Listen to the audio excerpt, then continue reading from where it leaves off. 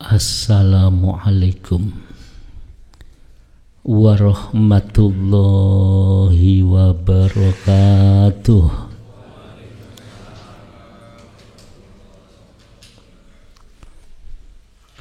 Bismillahirrahmanirrahim. Alhamdulillahilladzi atana bil wahidiyati bi fadli rabbina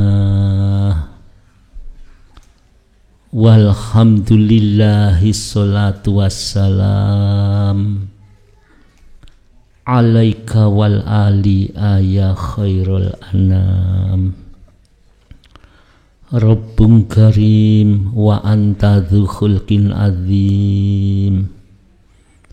Fashfa'lana indal karim. Ya ayyuhal ghausus salamullah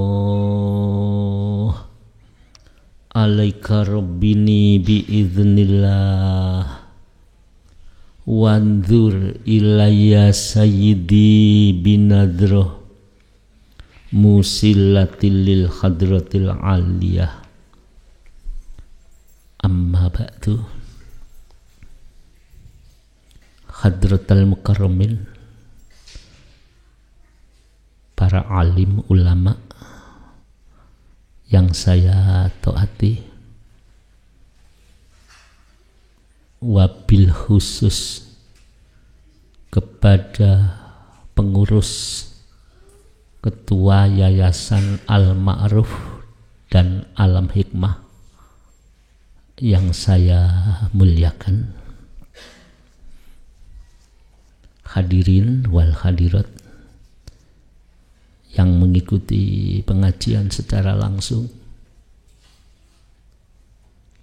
yang saya muliakan, dan yang mengikuti pengajian di rumah.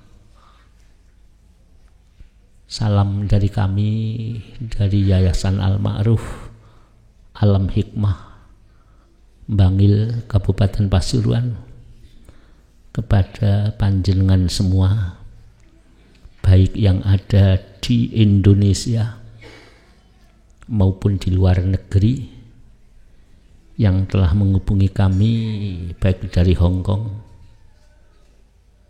maupun dari Taiwan, yang saya muliakan. Salam dari kami, selamat berjuang. Hidup hanya sekali. Sebentar lagi kita akan kembali. Uraian tasyakur serta sanjungan sholawat dan salam saya makmum di belakang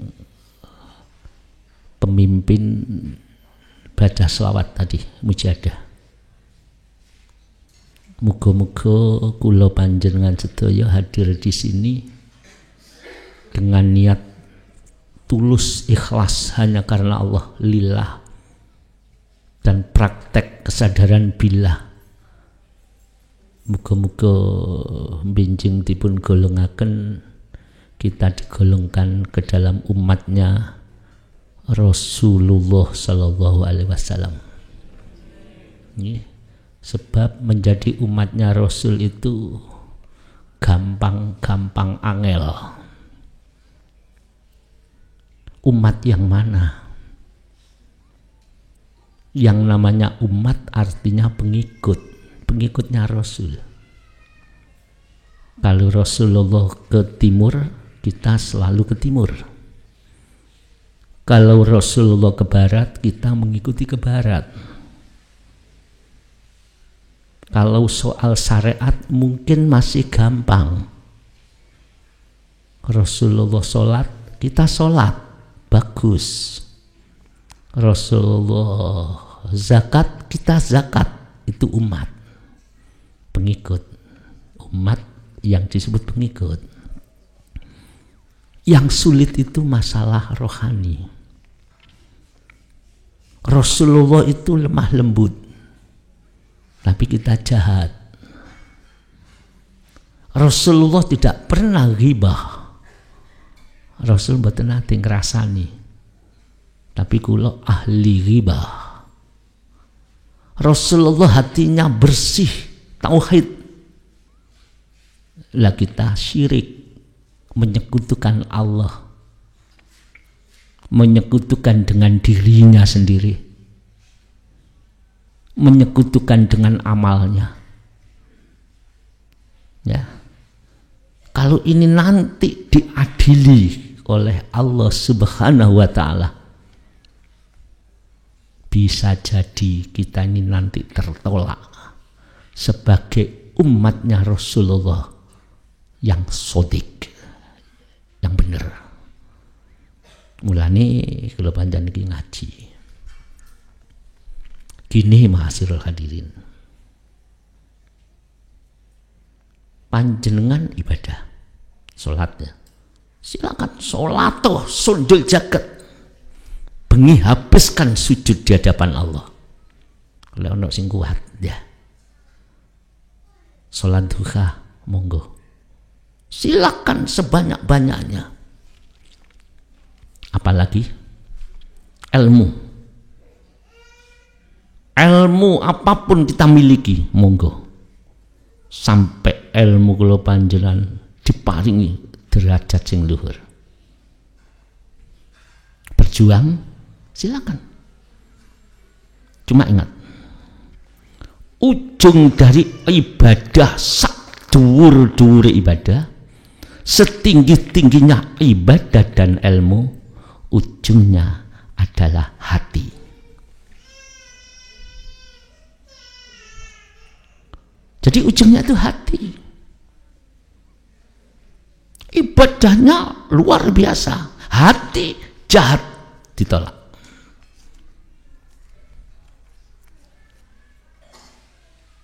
Ibadahnya top, hampir mati usia 70 tahun, bangga pisan, busek 70 tahun. La yuhbitu amala sab'ina sana. Ujungnya hati. Ilmunya tinggi, wah luar biasa. Bahsul masail, membahas permasalahan, jago. Bila perlu ribuan kitab hafal di luar kepala. Hati rumongso apik sedikit saja, hancur sudah. Apalagi? Makanya dalam bidang rohani itu ada orang ahli jihad, perang, ahli ilmu, ahli sedekah, ahli ibadah, tapi masih masuk neraka. Mengapa? Ahli sedekah masuk neraka, ahli sholat, ahli jamaah masuk neraka, ahli perang, jihad masuk neraka. Ternyata yang masuk neraka itu karena urusan hati. Hati. Lah kita tidak tahu, gak pernah ngaji urusan hati. Ya. Oleh karena itu di bidang perjalanan rohani kula jenengan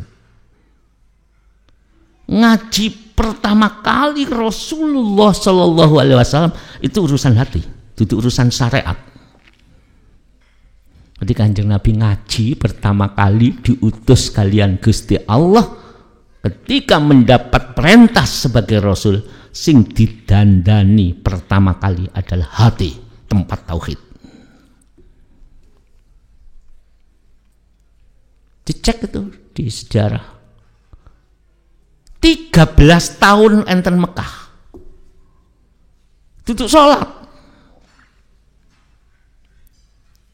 Bukan puasa, bukan zakat, tapi jiwa, tauhid. Ma'rifatullah. 13 tahun. Baru perintah hijrah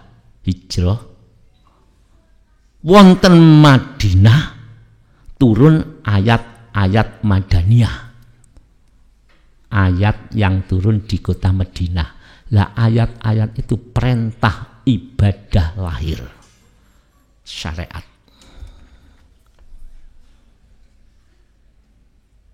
Setelah tauhidnya mateng, penyembahan kepada Allah betul-betul mengenal Allah sehingga kula jenengan ibadah niku mboten salah. Tetap madhepi teng Gusti Allah. Baru turun syariat. Ya kula wajan wali. Alah gak usah ngaji makrifat, gak usah ngaji rohani. Sing penting sholat nanti tutuk dewi lah. Ini pendapat mindset yang perlu dibenarkan. Yang penting ngaji syariat kok lah teko dewi. Ini tanpa dasar. Ya, jadi tauhid dulu. Lah kalau begini gimana Ustaz? Ya bareng. Syariat ngaji, tauhid kita ngaji.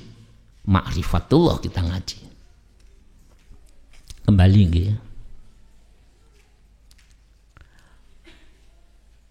Menungso niki amali diterima. Diterima. Itu karena hati. Karena hati. Zaman Rasulullah. Ada orang tuh ibadah itu pas-pasan. Ya ndak tekun kaya kita mungkin. Salat ya salat, ibadah.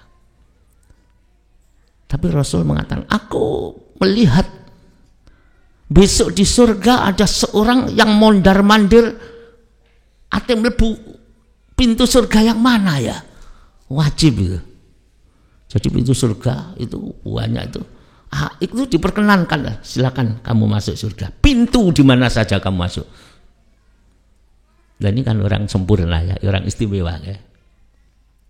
Apakah dia ulama? Bukan. Apakah beliau itu ahli ibadah? Tidak. Ketika itu sahabat tanya, apa penyebabnya Rasul? Penyebabnya orang itu ketika berjalan di tengah jalan itu ada. Lah sekarang kan indah jalan. Biar jangan ono wit gede sing bari dikotong, sing ngedang-dangi jalan. Terus dipotong. Niat bismillah karena Allah. Hatinya itu disendeno nang Gusti Allah. Kalau saya kan tidak. Ketika ibadah, hatinya senden nang Allah. Aku ini karena Allah. Wes apa pokok-pokoknya bismillah karena Allah, murni, lurus. Senden nang Allah.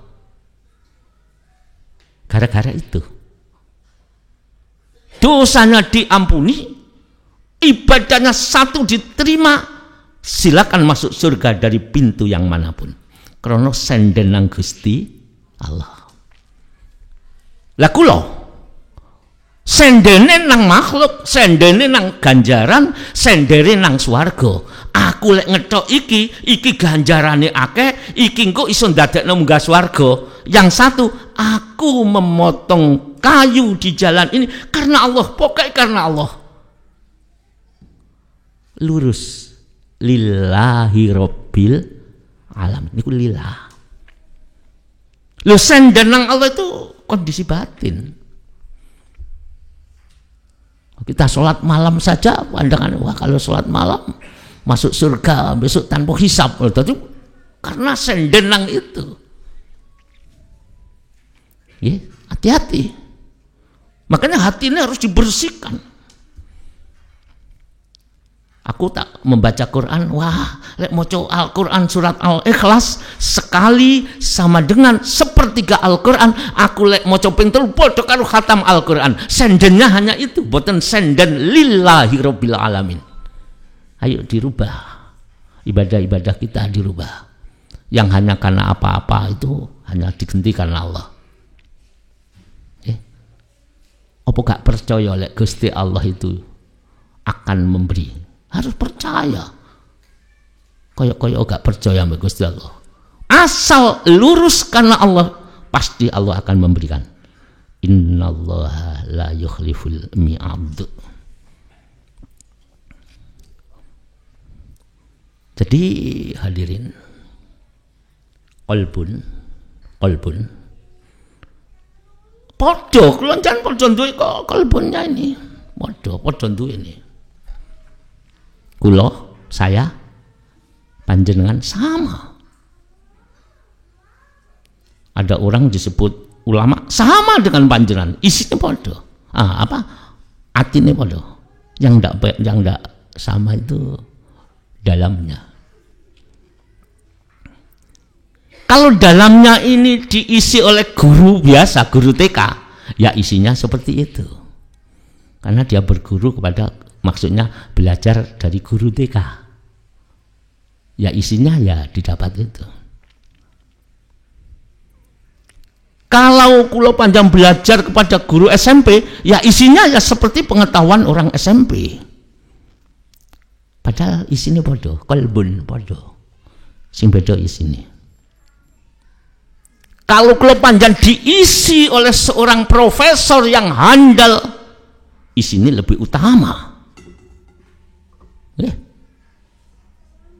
Karena isinya ini akan lebih mengena, baik itu secara proses ilmiah maupun dalam proses pelaksanaan ibadah, tergantung guru ini. Lek mboten nemu ulama sing iso ngisi hati dengan kebaikan atau hati dengan kesadaran kepada Allah, bahaya ini. Bahaya, dosa besar ini.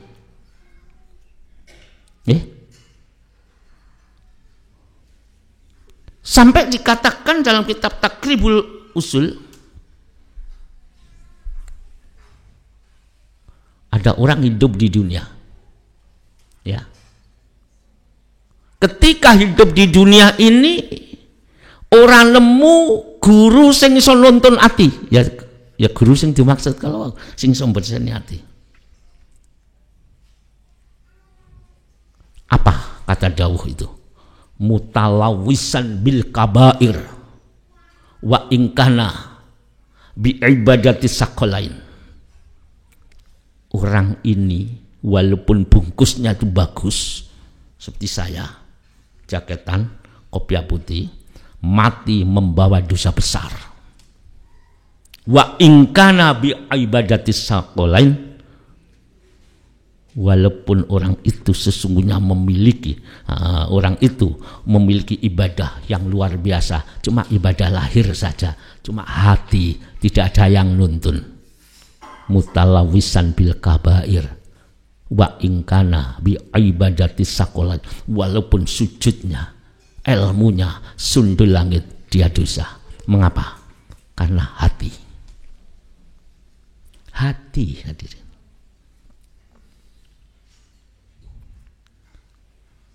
Loh, ngurusi hati itu sulit. Kalbun itu sulit. Karena hati ini akan dikupeng oleh musuh-musuh. Nafsun tunazi'uhu. Hati yang baik dikupeng karo nafsu yang menentang. Males, ya. Jenuh itu nafsu. Syaitonun yudilluhu. Dikupeng setan untuk menyesatkan orang-orang yang hatinya bersih. Mulane butuh ulama ahlu kaswi sing nuntun hati. Lek mboten nemu, ya ibadah ya apik, ilmune akeh, cuma hati jahat tidak diterima oleh Allah. Suatu saat Nabi Isa alaihi salatu wassalam, Nabi Isa niku berjalan kali pengikutnya. Nabi Isa itu lahir kan tanpa ayah. Innama amruhu idza arada syai'an ayyaqula lahu kun fayakun. Maka hamillah ibunya Nabi Isa tanpa ayah, sehingga dikenal Nabi Isa, orang-orang tidak suka Nabi Isa anak haram. Masya Allah, nabi-nabi dulu ujiannya besar, Bu. Semua nabi, bahkan semua orang-orang dicintai Allah. Ketika dia berjalan, ada segolongan orang mencaci maki. Oh, kita Isa anak haram. Kita Isa anak haram. Isa lahir gak punya bapak. Pengikutnya itu mulai marah. Ketika marah pengikut itu sudah mulai memerah wajahnya, mau memarahi orang itu, bahkan mau memukul, dipegang oleh Nabi Isa. Wahai sahabatku, jangan, biar saja saya yang marah. Ya. Sehingga pengikut kalau mundur. Ketika mundur, Nabi Isa matur, wahai golongan orang-orang mencaci maki. Dia marah sambil tersenyum-senyum, tertawa-tawa. Atas ucapanmu itu yang kau tujukan kepadaku, saya ucapkan terima kasih. Semoga Allah membalas dengan kebaikan. Ajib ini. Jazakumullahu khairati wa sa'adati dunya wal akhirah. Dibalas oleh Allah dunia dan akhirat kebaikan. Jadi diilok-ilokno kaya ngoten, pengikutin niku marah Nabi Isa. Saya ucapkan terima kasih kepada engkau yang menghina saya, menfitnah saya dengan ucapan jazakumullahu khairati was sa'adati dunya wal akhirah. Intinya terima kasih, memohonkan ampun. Akhirnya murid-murid bertanya, mengapa wahai nabiku orang berbuat kasar, orang mencaci paduka, panjenengan kok malah terima kasih? Inilah beda hati sing dibimbing karo guru mursyid kamil mukamil karo hati yang tidak ada bimbingan. Ini bedanya. Kami nanti kita di mana ya posisinya? Bimbingan guru rohani kita sudah masuk nang dodo napa mboten? Lek masuk nang dodo pasti menghadapi apapun dia tetap tersenyum. Akhirnya Nabi Isa matur, wahai sahabatku, ingat ya, orang berbicara itu tergantung isinya. Mana tergantung apa? Isi hatinya. Uang ngomong, uang nulis di Facebook ataupun di WA atau bicara itu mencerminkan isi hatinya. Kalau isi hatinya itu murni karena Allah, fokus dirinya itu menuju kepada Allah, bersimpul di hadapan Allah, maka ucapannya akan menjadi baik. Walaupun dicaci maki. Karena dia tahu Allah Maha melihat, Allah Maha mendengar, Allah Maha tahu hatiku. Kalau hatiku ada mangkel, seseleret gitu aja, Allah Maha tahu. Maka orang itu menghilangkan kotoran-kotoran itu. Sahabat, wong ngomong iku tergantung isi hatinya. Jadi panjenengan bisa ngukur. Omongane kancane, ngomongi awake dhewe khususnya itu mencerminkan isi hati kita. Kalau hati kula panjenengan ini baik, diridani Allah, pasti ucapannya meridhoi orang lain dan diridhoi Allah. Kalau hatinya itu kotor, pasti ucapan itu keluar dari hati yang kotor. Maka isinya ngerasani gibah. Isinya menfitnah. Isinya mencela orang lain. Hati-hati. Ibu Siti Aisyah, hati-hati hadirin, itu pernah ditamui istrinya Rasul yang lain. Waktu itu Kanjeng Nabi bersama Ibu Siti Aisyah di rumah. Karena ada keperluan, istri Rasul yang lain itu datang. Ketika omong-omongan, Ibunda Siti Aisyah itu setengah cemburu. Iki wayaku Rasul ono kene kok diganggu, padahal ada keperluan. Sambil mengatakan gini, gini apa kan? Wahyu sayang kondek gitu loh. Kamu wahyu, cuma sayang dek kecil gitu. Rasul tahu, diem saja. Itu urusan hati. Urusan hati. Dia keluar karena saat itu Ibunda Siti Aisyah diwarnai hal-hal yang negatif, maka keluar ucapan yang negatif. Hati-hati. Akhirnya terus bunti ibu-ibu. Ketika istri Rasul itu pulang, sini Aisyah. Meludahlah, itu no. Sing kowe mut iku takno. Ada apa itu ya Rasul? Kamu ghibah. Tidak, saya tidak pernah ghibah ya Rasul. Tapi kamu mengatakan cantik sayang begini, mau ngomong isyarah tok. Itu termasuk ghibahnya isyarah. Lepaskan, saat itu langsung dibuang oleh Siti Aisyah, diludahkan, keluar darah yang busuk. Sambil matur, Aisyah, andekkan ghibah ngerasani wong siji ini diludahkan ke laut samudra yang luas, maka samudra itu akan menjadi tawar. Laut kan asin, karena dosanya ghibah menjadi tawar. Pada laut itu bila ada bangkai tidak akan basin karena adalah penawar. Tapi dengan ludah orang yang berghibah apalagi menfitnah, laut akan menjadi tawar. Coba ada orang jelek.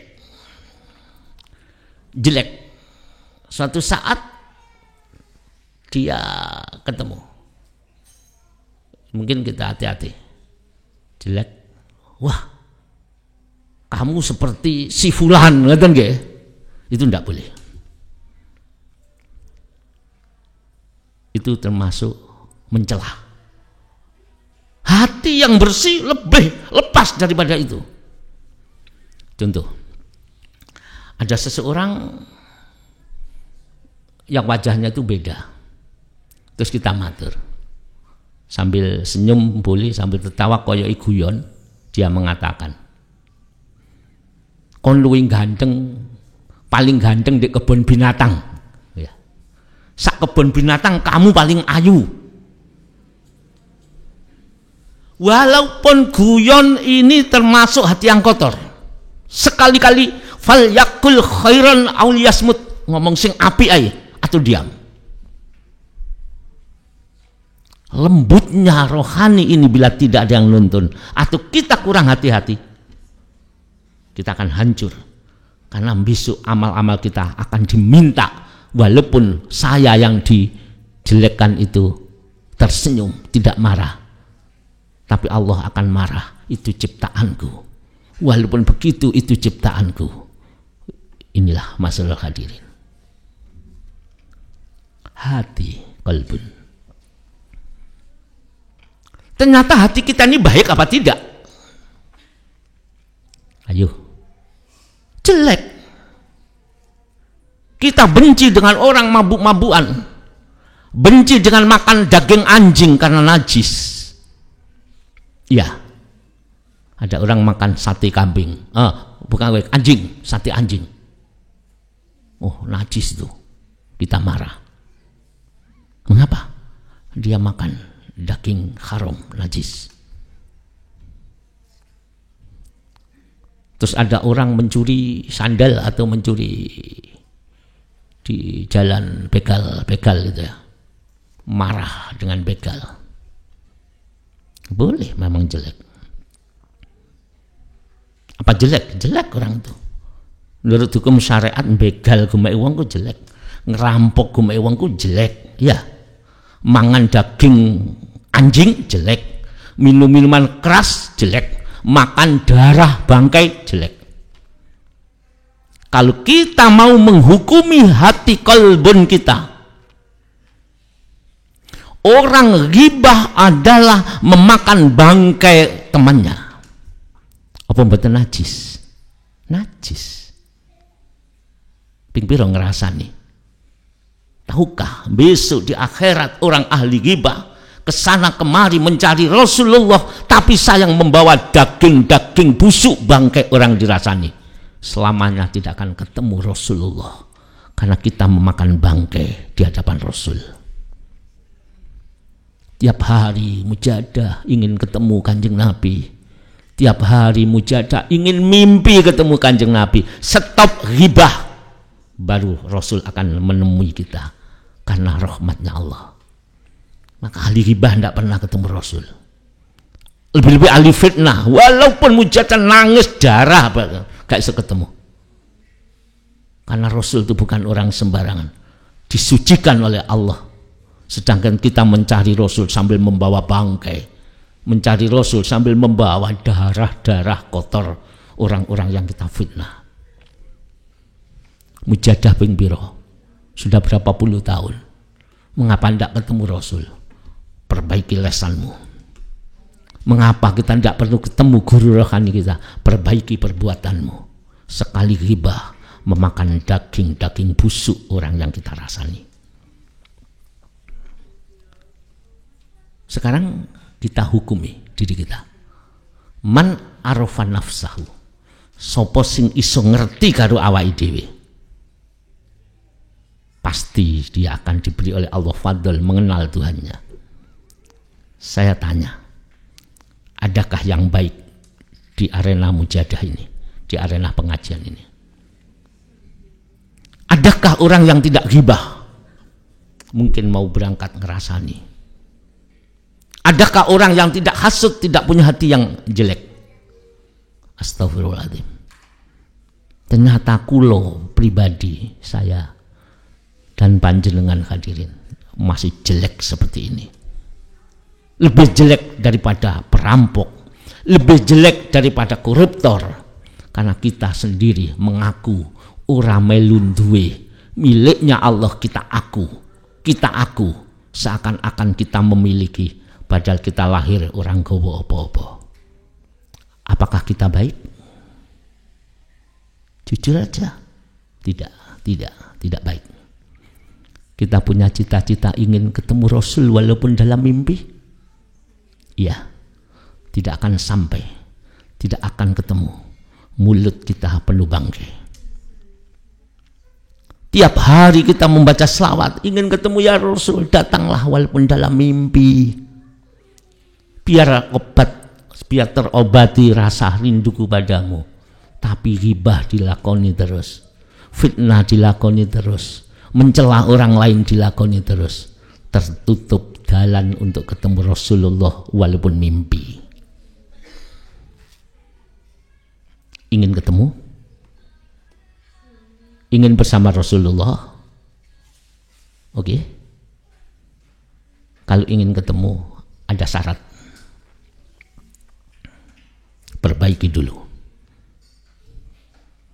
Bapak Ibu sering saya sampaikan, binatang yang merusak tanaman,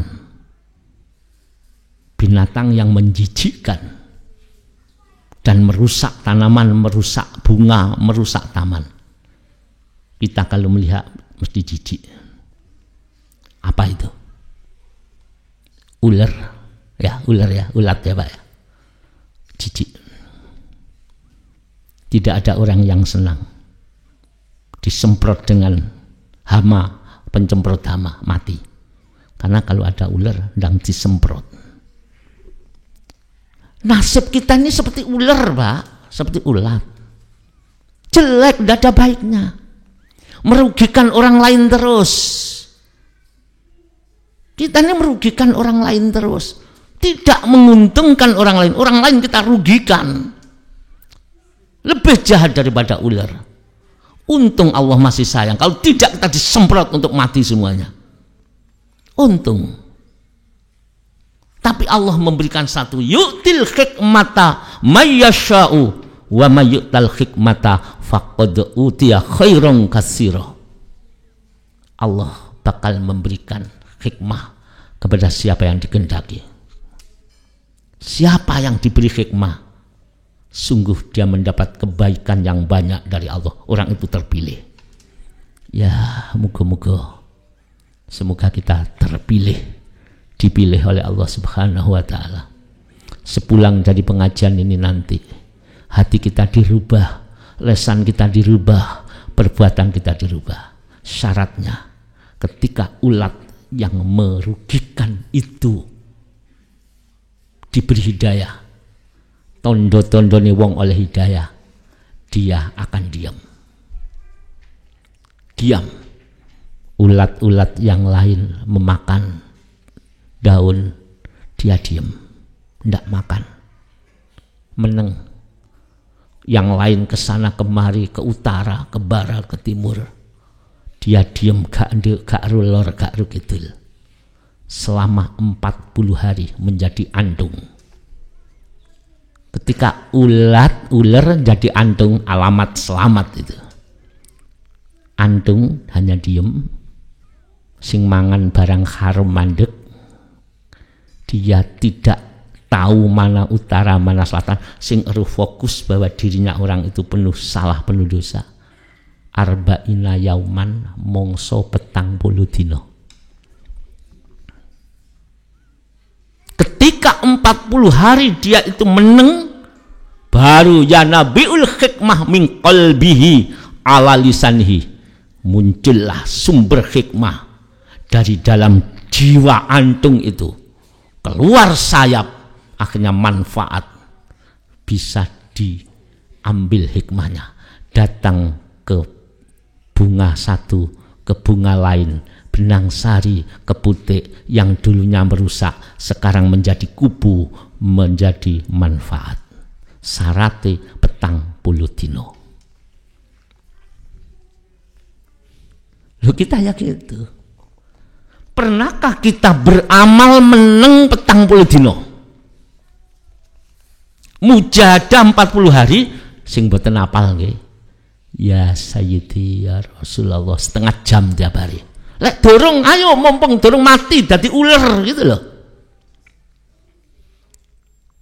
Mumpung kita belum mati menjadi ulat yang menjadikan orang lain menderita, ayo bangkit 40 hari. Itu al-hadis mengatakan, ma min abdin yukhlisu amala lillah arba'ina yauman. Tidaklah seseorang beramal 40 dino dituntun oleh guru. Misalkan ya Sayyidi dengan niat lillah, rumangsa elek, rumangsa bodoh, rumangsa terus lesan sing ngomong lek kadung keprusut tobat, lek wis kadung ngrasani wong rumangsa dosa, 40 hari lesan. Tangan sing biasa njupukan mulai mandek, gak usah agak 40 hari. Asal lillah dituntun karena Allah. Apa janji Allah? Ya nabiul hikmah, nyumber hikmah min qalbihi, dari hati. Hati ini jadi selamat. Tadi disebut manusia itu celaka karena hatinya. Tapi kalau melaksanakan mujahadah 40 hari, bersungguh-sungguh melaksanakan 40 hari, mujahadah wirid lesani moco, lesani jogo ojo sampai ghibah dan fitnah, perbuatanin jogo jadi sing api, ojo sampai sing elek, gak jauh-jauh 40 hari arba'ina yauman, maka akan nyumber keluar ilmu hikmah yang bersumber dari hati, yang akhirnya tumus nang lesane, bisa kepada perbuatannya sehingga orang itu menjadi baik. 40 hari. Jadi ibu-ibu baik itu yang di mana-mana, baik yang di Wonokoyo, di Barowo, yang di gedung sini, atau yang di Masangan ya, atau yang di manapun, 40 hari cepat mumpung Israel belum datang. Pokok diambil waktu, pagi boleh, siang boleh. Ya Sayyidi sing gak apal 40 hari, sing wis apal ya lembaran, sing dereng apal. Paksa ini sebelum Israel datang. Yang boten dipaksa Israel teko mati, walaupun amal kula pancen sebanyak apapun, tapi hati kita jahat, hati kita bangga, hati kita merasa takabur, hati kita suka pamer, layak batona amaluka, busuk amal panjenengan, termasuk amal saya pribadi. Mumpung belum, saya hanya mengingatkan jenengan, jenengan saudara saya tidak ingin panjenengan celaka. Ayo, mumpung ada guru yang nuntun, bukan saya, tapi ada guru yang nuntun. Sholawat itu gurunya, nida ya Sayyidi ya Rasulullah itu gurunya. Asal sungguh-sungguh, niat hanya karena Allah, 40 dino, sing durung balenono, anu dilampahi, dilakukan, terutama anak-anak kita. Ayo anak-anak, kamu ingin hidupmu enak, nemu derajat, lakono mujahadah. Ingin enak tapi gak gelem tirakat. Hidup ini tidak hanya dengan kemanjaan. Kami ini sulit sekali. Mengajak itu sulit. Jangan jadi lalat, jadilah tawon. Jadilah kumbang, jangan jadi lalat. Kumbang itu yang dicari adalah bunga-bunga yang indah, yang membuatkan madu. Jangan seperti lalat. Apa lalat? Sulit untuk menyadarkan lalat bahwa bunga itu lebih nikmat, lebih indah daripada sampah. Tapi lalat tidak mau memakan bunga, sing digoleki sampah-sampah. Jangan jadi lalat ya ibu. Jadilah tawon, jadilah kumbang. Lalat sulit untuk menyadarkan lalat. Kita mengatakan ada bunga yang lebih hebat, ada bunga yang lebih nikmat, ada bunga yang menimbulkan madu. Tapi lalat tidak peduli. Yang dicari masih tempat-tempat kotor dan sampah. Ya Allah, muga-muga Gusti Allah meridhoi kita semua, ngelindungi kula panjenengan sedaya. Jadi pecinta Rasul yang lesannya baik, bukan pecinta Rasul palsu yang lesannya suka menghujat. Amin. Karena nanti Rasul mencintai orang-orang umat yang sungguh-sungguh mencintai dengan tulus. Terakhir hadirin, ada salah satu sahabat Rasul. Sahabat Rasul itu namanya Jarir bin Abdullah, pemuda. Tiap hari dia tuh merenung, ingin mencintai Rasul. Tapi zaman Rasul itu begitu wibawa. Ketika dia mencintai Rasul, ingin ketemu Rasul, mau berbuat dosa itu gak wani. Ya Allah, aku kok ati ketemu Rasul, masa aku berbuat dosa, diengkrek. Moh, aku gak dosa. Mengapa kamu kok gak dosa? Karena aku nanti ingin ketemu Rasul. Alangkah malunya Rasulullah melihat aku, dan alangkah malunya aku ingin ketemu Rasul tapi aku dalam penuh dosa.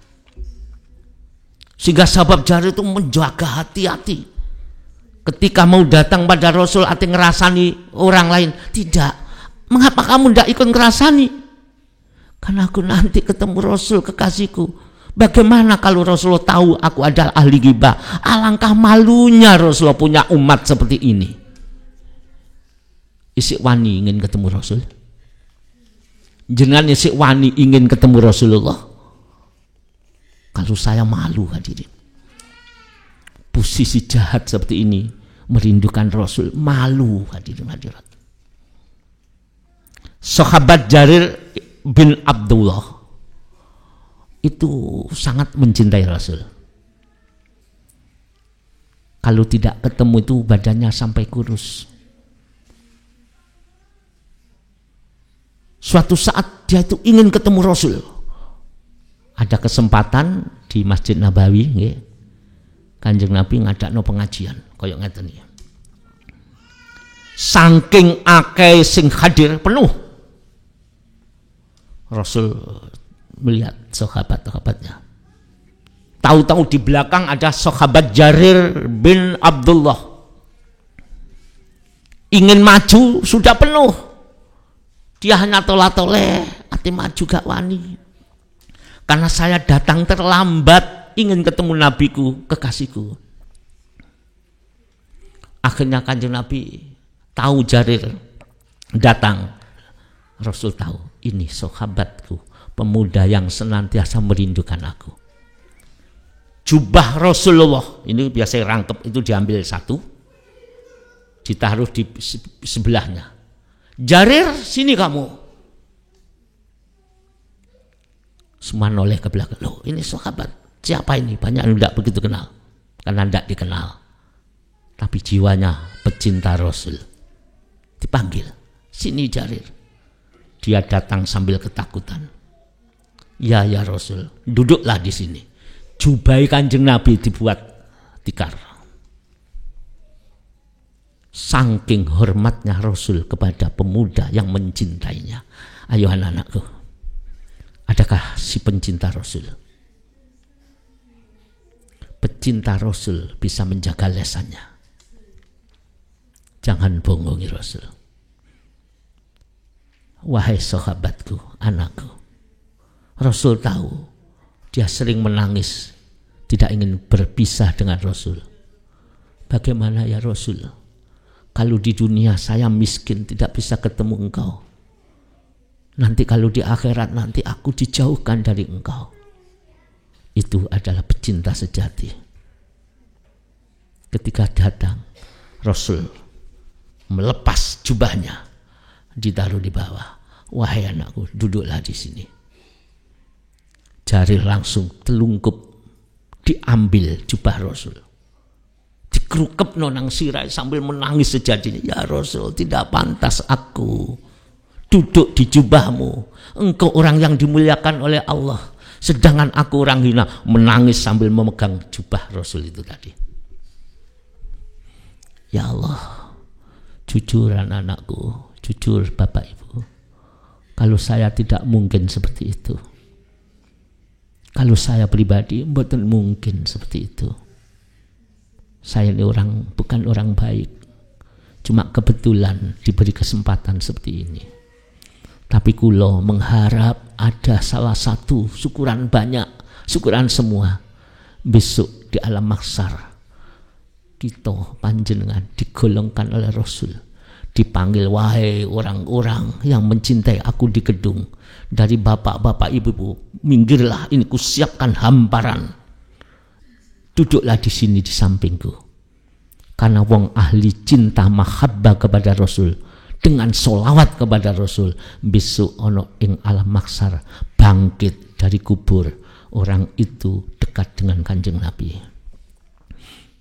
Muga-muga nggih kula jenengan dekat kepada Rasulullah.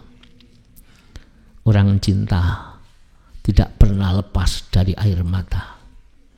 Lek kula matur, kula jenengan besok dihamparkan tikar dari surga oleh Rasul, disuruh duduk.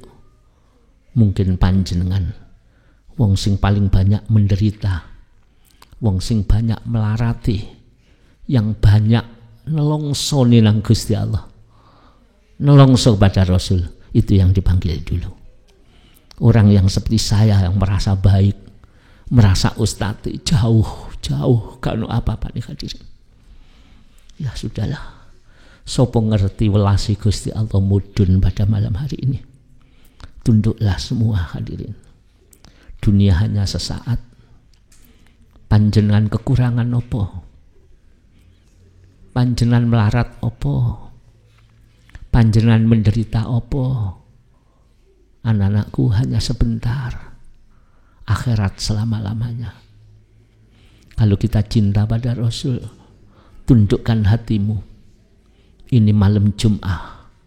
Siapa yang memanggil asma Rasul, Rasul hadir di tengah-tengah kita. Siapa yang merasa kecil di hadapan Rasul, akan digendong oleh Rasul rohani kita. Tapi kalau kita merasa bohong, takabur, wado Allah, dilempar oleh Rasulullah, direndahkan oleh Allah. Monggo kita tutup, kita matur di hadapan Allah, di hadapan Rasul, bareng-bareng di jero ati. Ya Rasulullah, jujur setelah kula mempelajari ilmu rohani, kula niki umat jenengan sing paling elek ya Rasul. Jujur ya Rasulullah, cita-cita kula kepingin kepanggih panjenengan, mboten pantes ya Rasulullah. Apa mungkin hamba yang memegang bangkai dan darah yang busuk akan sowan di hadapan engkau kekasih Allah yang maha mulia? Jelas tidak mungkin ya Rasul. Kalau sudah demikian, tunduklah, tunduklah. Allah mencintai orang yang tunduk. Al-Fatihah.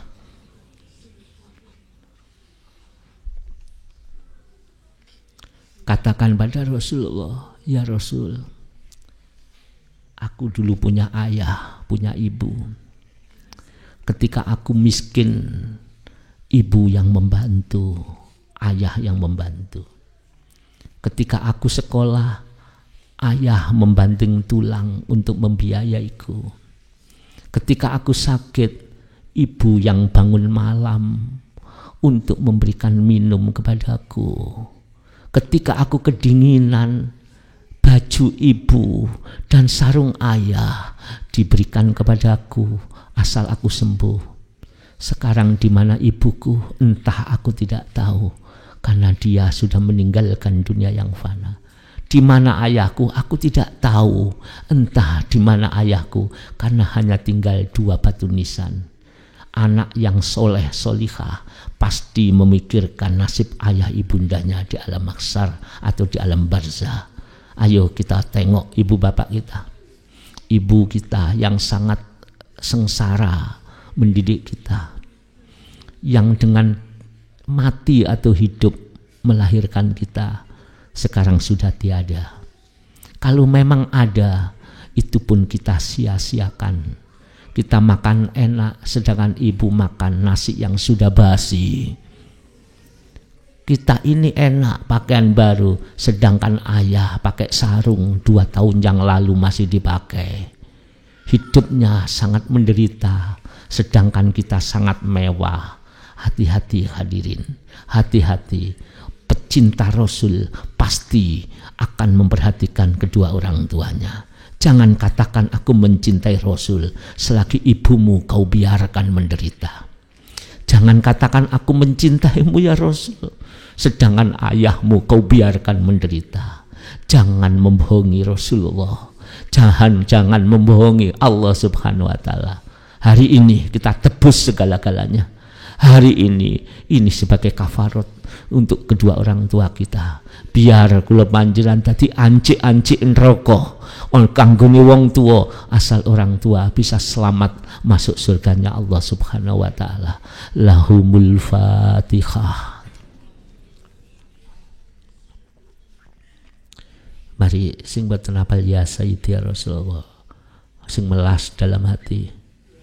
Tidak ada dosa yang tak terampuni bila air mata sebagai pencucinya. Tidak ada dosa yang akan memasukkan ke dalam neraka bila air mata sebagai penebusnya. Min khosyatillah, air mata karena takut kepada Allah.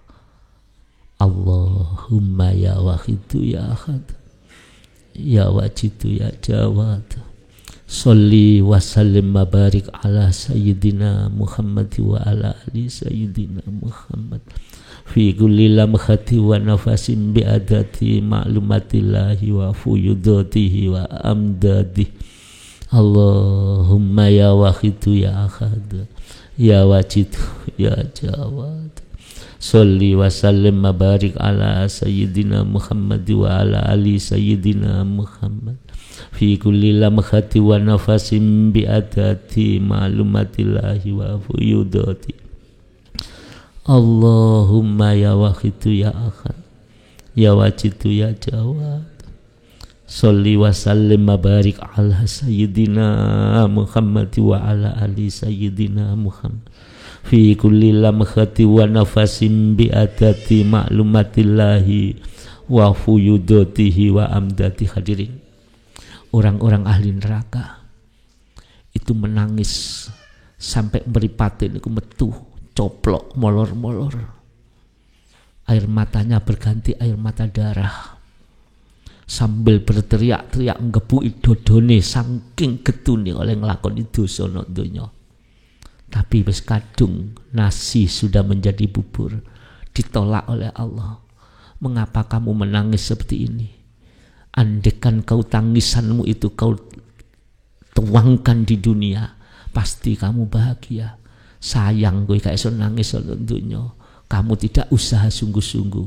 Kowe tangis nang akhirat ora ono gawene. Jadi ahli neraka besok menangis sampai mripatin ku metu hadirin. Mboten enten sing nulungi, mboten enten sing peduli. Mumpung durung kaya ngoten hadirin, ada kesempatan saumur hidup menangis 1 kali sampai membasahi bulu mata hitam nih. Ketika itu ada orang, kamu masuk neraka, silakan masuk neraka, digeret terus sampai ono gampengin neraka.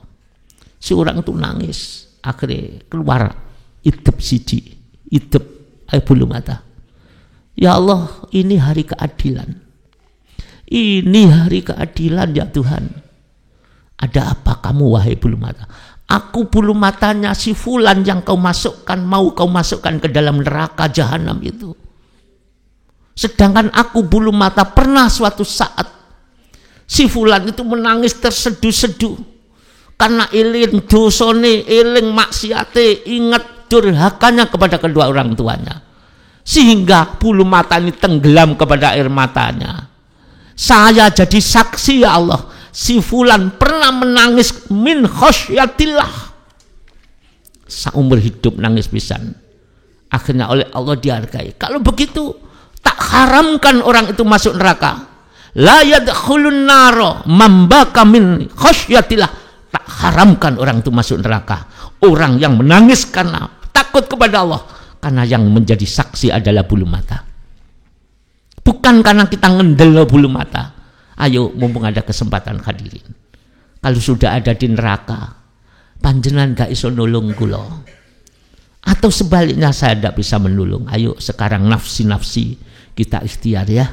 Monggo Allahumma kama anta ahluh sholli wa sallim wa barik ala sayyidina wa maulana wa syafi'ina wa habibina wa qurrati a'yunina Muhammadin sallallahu alaihi wasallam kama wa ahlu. Nasaluka Allahumma bihaqqihi anturiqana fil jati bahril wahdah hatta lana roh wa lana sma' wa lana jida wa lana khisa wa lana takharoka wa lana skuna illa biha wa tarzuqana tamama maghfiratika ya Allah, wa tamama nikmatika ya Allah, wa tamama ma'rifatika ya Allah, wa tamama mahabbatika ya Allah, wa tamama ridwanika ya Allah. Wa sholli wa sallim wa barik alaihi wa ala alihi wa sahbihi adada ma ahata bihi ilmuka wa aqsahu kitabuk birahmatika ya arhamar rahimin walhamdulillahi rabbil alamin. Ya hadirin, kalau kita cekap semanten, ayo bangkit bersama-sama, kami bersama anak-anak kita di rumah. Kita ini ular, sudah diberitahu dosa kita banyak, tidak hanya menyakiti orang lain temannya, ibu bapak yang melahirkan pun sudah kita sakiti. Itu adalah ular. Ayo bangkit menjadi kepompong, bangkit menjadi antung mulai malam hari ini atau besok 40 harian, karena antung 40 hari arba'ina yauman langsung diangkat derajatnya menjadi kubuh.